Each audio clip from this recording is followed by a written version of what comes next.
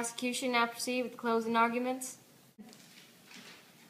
Ladies and gentlemen of the jury, Your Honor, Bob Ewell has done nothing for Macomb County but stir up trouble, terrorize its citizens. His crimes have gone unpunished for too long, but his crimes are not just crimes of the law, but against human decency and morals. Finally, his punishments and his crimes are catching up with him. He stands here before you today as a guilty man, guilty for the death of Mr. Robinson. Mr. Ewell is a guilty man whose words cannot be trusted. He stood here before you and swore that he would speak the whole truth, saying that Mr. Robinson had raped his daughter. He put his hand on the Bible, and he said that he would speak the whole truth and nothing but the truth, when everything that came out of his mouth was complete and utter rubbish. He fabricated his entire story, and when he was asked questions, he skirted around the bush. When Mr. Atticus Finch asked him if he was ambidextrous, he replied, "I most certainly am not. I use one hand good as the other." This killed Mr. Ewell's testimony completely, because Mr. Robinson couldn't have possibly used his left hand if he can't use it to beat up Mayella on her right side of the face. Mr. Ewell also caused chaos in the courtroom.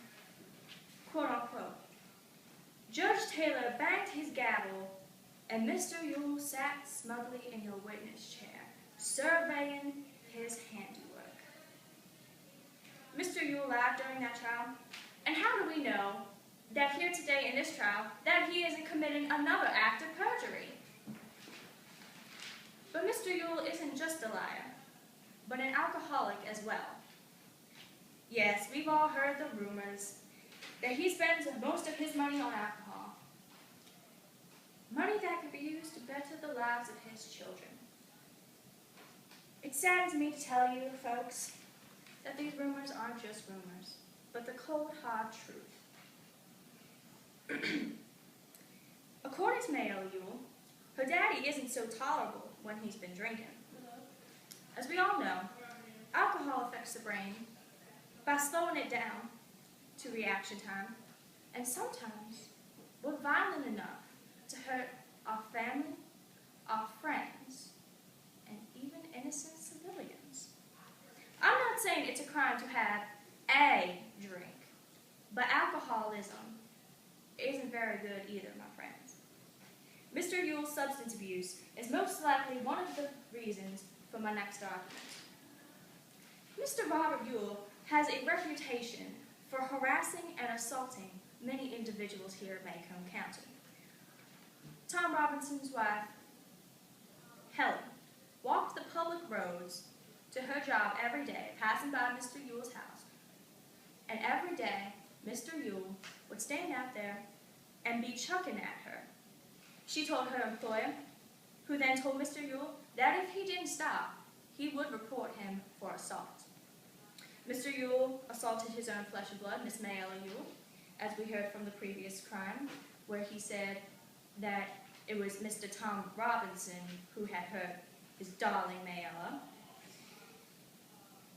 Mr. Ewell threatened Atticus Finch, who was the lawyer for Mr. Tom Robinson. He approached him, cursed him, spat on him, and threatened to kill him.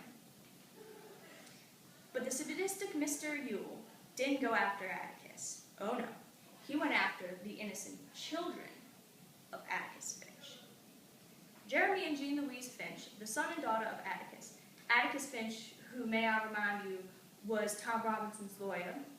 The children were walking home from the school's Halloween pageant, and Mr. Ewell chased them and attacked these two innocent children. Mr. Ewell knocked Jeremy out after breaking his arm. He produced minor injuries upon Miss Jean Louise. Had Mr. Radley not stopped Mr. Ewell, then those two children would be in a coffin 6 feet underground. Mr. Ewell would have slaughtered Jeremy and Jean Louise Finch. Mr. Ewell wanted revenge so bad that he went after them because he knew that it would hurt Atticus Finch more by hurting his children than by hurting him himself. Now, ladies and gentlemen, to conclude, Mr. Ewell wanted Tom Robinson dead.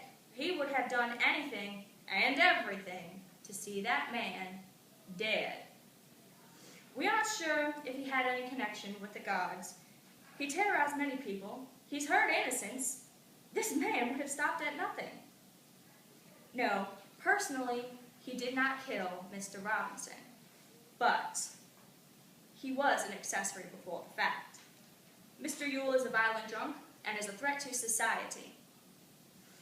Any rational man would find him guilty.